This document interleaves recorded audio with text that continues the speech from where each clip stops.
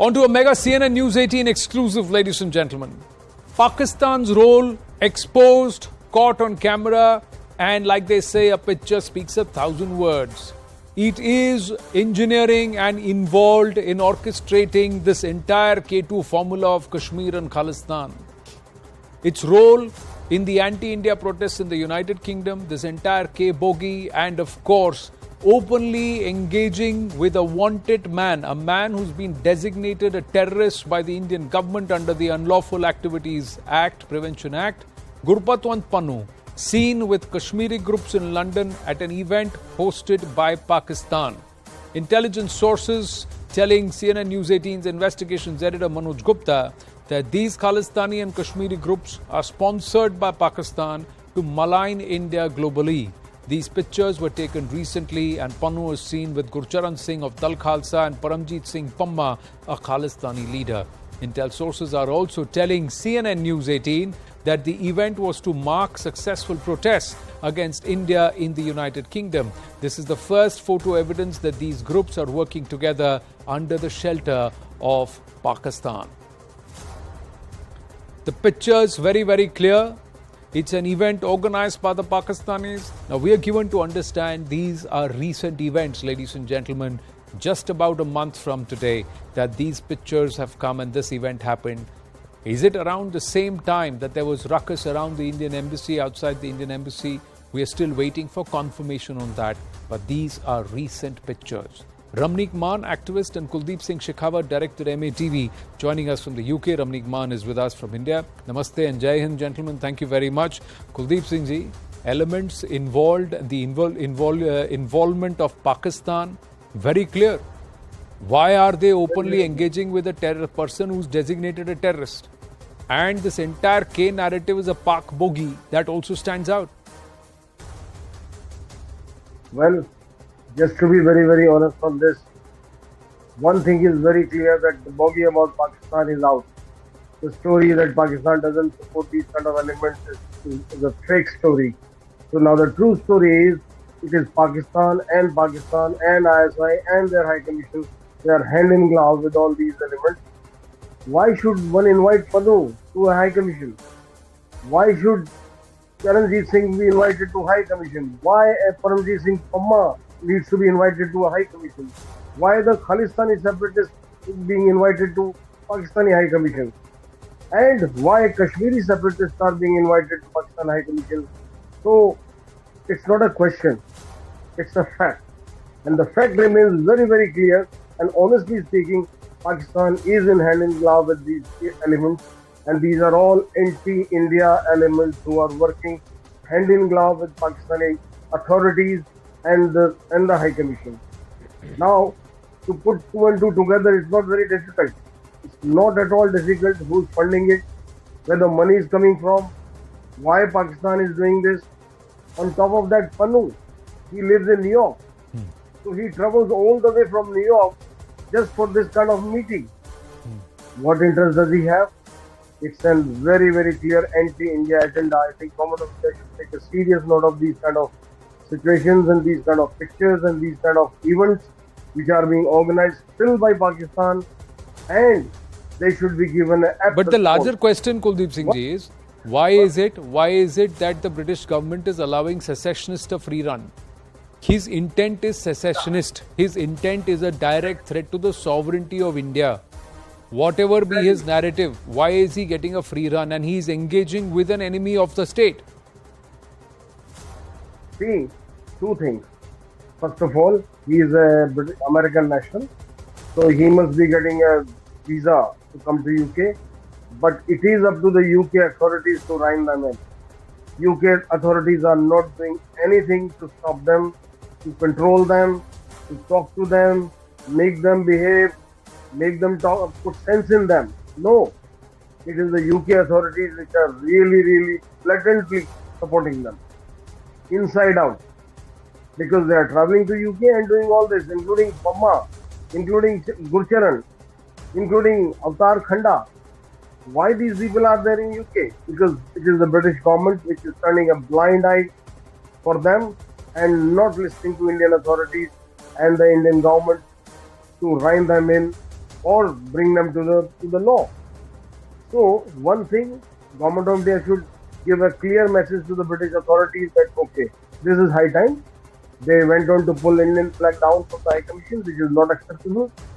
Please act on them, and I think this No, is but being done why very should we? recently. Why do we have to take a tone of please, etc., Ramnik Man? Because if India were to engage directly with IRA, engage with those who are secessionists and want to break away from Britain, there are so many elements, so many entities who want Great Britain to be separate. There are referendums as far as Scotland is concerned. There are other movements. So should India also openly start engaging with them and give India a safe haven for these kind of entities? How will the British take to it then? The British government. Sat Shri Akal, Namaste, Jai Hind, Anand. Namaste. Now, to answer the first question as to why is because Pakistan is the brainchild of the West. Our freedom fighters fought for a united India, not for a divided India. That is number one. And Khalistan is a brainchild of the Pakistan government, or the Pakistan ISI, the deep state, the army. So, you know, the West has been supporting secessionist and separatist elements from all across the world in their own countries. They've been actually keeping snakes in their backyards, which are going to come back and bite them someday. And to the second question that you ask, Anand, is should the Indian government also encourage the IRA, the Scottish, and the other separatist movements which are, raising their demands from time and again in the West? No, we should not. Why should we waste our energy trying to divide them? Let's focus and concentrate on our own progress. We are yet to achieve the developed nation status. We have better things to do. We have better things to fry, better fish to fry. Now, why and how this is going to haunt them is, Anand, the day these people overtake their countries, they will have lawlessness on the streets that you've witnessed in Paris, you've witnessed in Washington, you've witnessed in various parts of the UK, Europe and North America. Canadians will pay through their nose, they will bleed through their nose. And just because the politics of these countries, the establishments and the agencies of these countries are supporting separatist elements who are trying to create disturbance in India, they will eventually create a lot of disturbance in their own countries.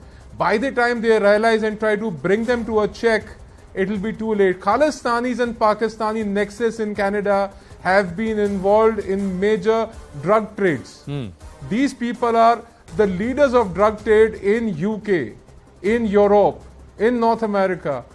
You know, the drug money, the narco-terror angle, it's not going to take too long but here is to the thing, start Ramnik haunting Man. the West. Here is the and thing, that is Ramnik. when they will realize. That is when they will act. They will suffer, but they are also, what they are doing is they are also putting roadblocks on India's story.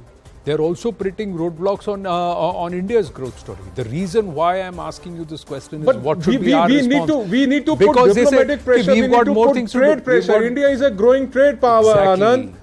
Anand, the UK is trying very hard to sign a FTA with us, free trade agreement with us. We should put it on the back burner. We should forget about it completely. We should not trade with them. We should not negotiate with them on their terms. We negotiate with them on our terms. As a state policy, what difference would it be between India, Pakistan and the West if we try to support secessionist elements in the West? Why? Why should we make it a state policy? We should not make it a state policy. Our state policy should be progress of our own country, betterment of our own people. That is what our progress, our focus I should be. totally agree with you. I totally agree with you. But जैसे वो कहते हैं ना, लातों के भूत बातों से नहीं मानते. हमारी बातें उनको लगता है we are weak. तो लात मारने के और बहुत तरीके हैं ना आनंद, लात मारने के और बहुत तरीके हैं ना. I was just saying that if India were to do something which is against the interests of the British, think about the furor that would be unleashed and what would happen. The might of the British sovereign would be unleashed upon India. My question is, these people are working against the sovereignty of Bharat, Kuldeep Singh. Now my point is, what should we as India do? They are all bark and no bite, Anand. Whether they are bark or bite. देखिए क्या हो रहा है? Bark and no bite there. What is happening is the bark and bite was evident on when they disrespected the national flag and they had a free run at the Indian consulate on the streets of Britain. And so what I am asking Kuldeep Singh ji is, what should be India's response? How can India show them their place? How can India tell the British, don't take this nation lightly? Don't take our sovereignty lightly. You have divided us in the past. You walked away, dividing Bharat. You dare not think about doing it again. See, Anand, honestly speaking, Pakistan is a creation of Britain. Britain created Pakistan, so they think it's their moral responsibility to support Pakistan. So, Government of India has got two options. First of all, to tell Britishers, hang on a minute, will you behave or not? In very, very clear, strong terms, will you behave or not? And second thing is, if they don't behave and if they continue with the anti-India activity from their soil, then things should start moving in India regarding how we deal with the British system, and they have lot to lose if India stops the trade deal. First of all, if India stops, see, they have got 6 to 7 missions in India, all over India. We have got only 3, active 3 missions. So who's going to lose? It is Britain who's going to lose. First of all, they will lose politically, then they will lose face to their own public. And we have to act in a very, very simple way. That if you don't behave, then we will start behaving with you the same way. We will also react. Our diplomatic missions will be downgraded.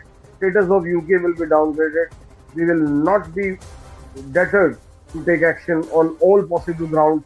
Sir, we cannot. We have to send out a very, very strong message that this is not acceptable. And if you do this and if you allow this on your soil, then there are going to be repercussions for the same. Kuldeep Singh ji, thank you very much. Ramneek Man, please stay on with us, because the manifest of these narratives and this push which is happening is also being seen closely.